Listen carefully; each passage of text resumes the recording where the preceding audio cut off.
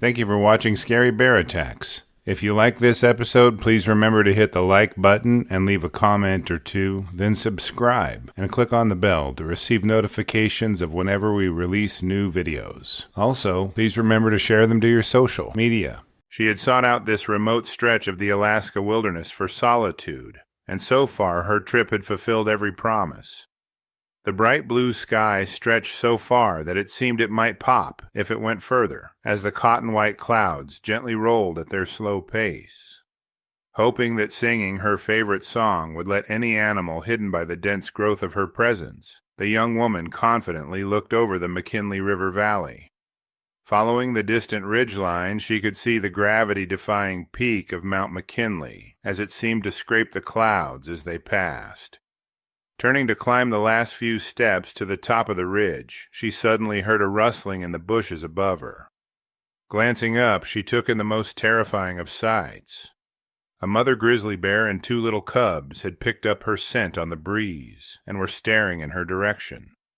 As if she was kicked into gear by the sight of a human, the massive sow jerked as she bounded toward the woman. Hoping to stand down the bear's aggression, the woman steeled herself in place until the bear was only a few yards from her. Pulling herself into a ball, the young woman prepared for what may be her final moments. Welcome back to Scary Bear Attacks. Stony Dome is a rocky peak within the Alaska range of Denali National Park and Preserve. This trailless wilderness consists of alpine meadows and tundra situated above the tree line, with elevation surpassing 6,000 feet. The rugged landscape serves as an essential wildlife corridor and presents a formidable challenge to backpackers navigating its steep scree slopes and stream drainages. The climate of Denali is subarctic and unforgiving, with short, intense summers and long, brutal winters where temperatures can plummet well below 0 degrees Fahrenheit.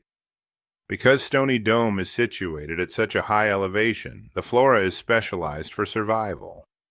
While true forests are absent in this high saddle, the surrounding lower elevations are home to white spruce, black spruce, and balsam poplar.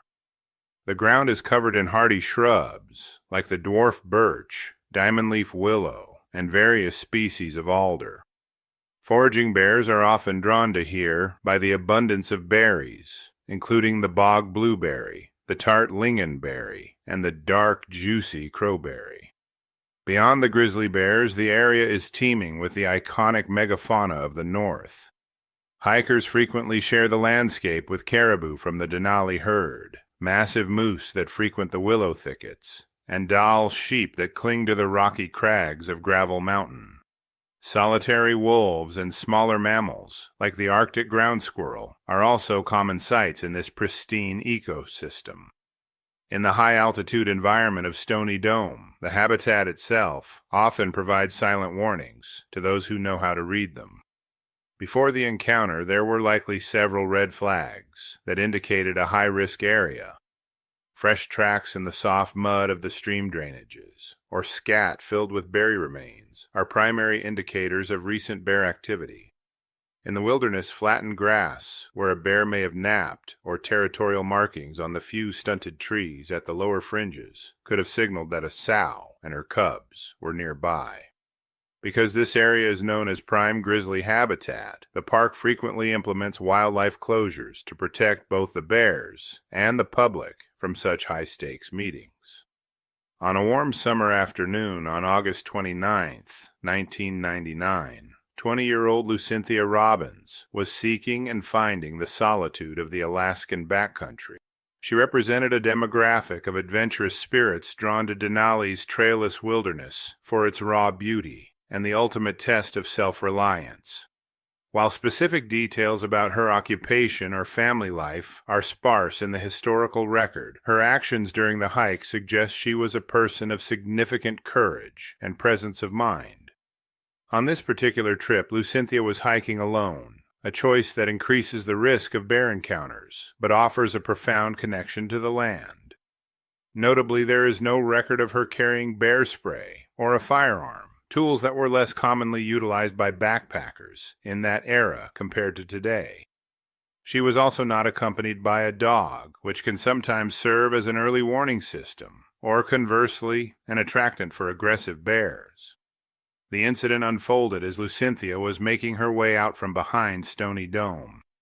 She was following the best safety practices of the time by singing as she walked, a method intended to prevent surprising a bear in the dense brush or over the crest of a hill. Despite her efforts, the proximity was too close for the sow's comfort. When Lucynthia spotted the bear and its two cubs on the ridge just 20 to 30 yards away, the sow immediately perceived her as a threat to its offspring. The grizzly's charge was a defensive maneuver, a terrifying display of speed and power. When the bear reached her, it did not immediately engage in a full predatory mauling. Instead, it stood atop her and grabbed her hand in its mouth, as if to tell the young human that she shouldn't be here. Initially, Lucynthia's instinct was to resist, but she quickly realized that fighting back against a defensive mother grizzly often escalates the violence. She forced herself to relax, and sensing that the threat had been neutralized, the bear let go of her hand. The grizzly pawed at her briefly, a final assertion of dominance, before turning and running away with its two cubs into the vastness of the tundra. The aftermath of the attack left Lucynthia with painful injuries, including deep puncture wounds on the top of her hand where the bear's canines had pierced the flesh. In the remote backcountry of Stony Dome, even a minor injury can become a serious ordeal due to the distance from medical facilities. Lucynthia had to maintain her composure and trek back toward the park road to seek assistance while keeping a watchful eye out for other bears. While the specific medical center where she received treatment is not known, she was treated for the puncture wound, likely at the park's medical clinic or a larger hospital in Fairbanks, where she received the necessary care to prevent infection and ensure the hand would heal properly. Though Lucynthia was alone at the time of the attack, the first responders and park rangers who later documented the incident noted her remarkable calm. Rescuers often describe victims in such situations as being in a state of shock, yet Lucynthia was able to provide a clear and detailed narrative of the event. Her ability to accurately describe the bear's behavior, the initial charge, the hesitation, and the final contact was instrumental in helping rangers understand that this was a defensive, not predatory, encounter. Following the incident, the grizzly sow and her two cubs remained at large in the park. Because the attack was deemed a natural defensive reaction by a mother protecting her young, the bear was not destroyed. Reports on the bear population in Denali suggest that these animals are generally in good health, with sows successfully raising 2 or 3 cubs in years when the berry crop is plentiful. On rare occasions, older bears who are no longer competitive for prime feeding habitat have displayed aggression toward people.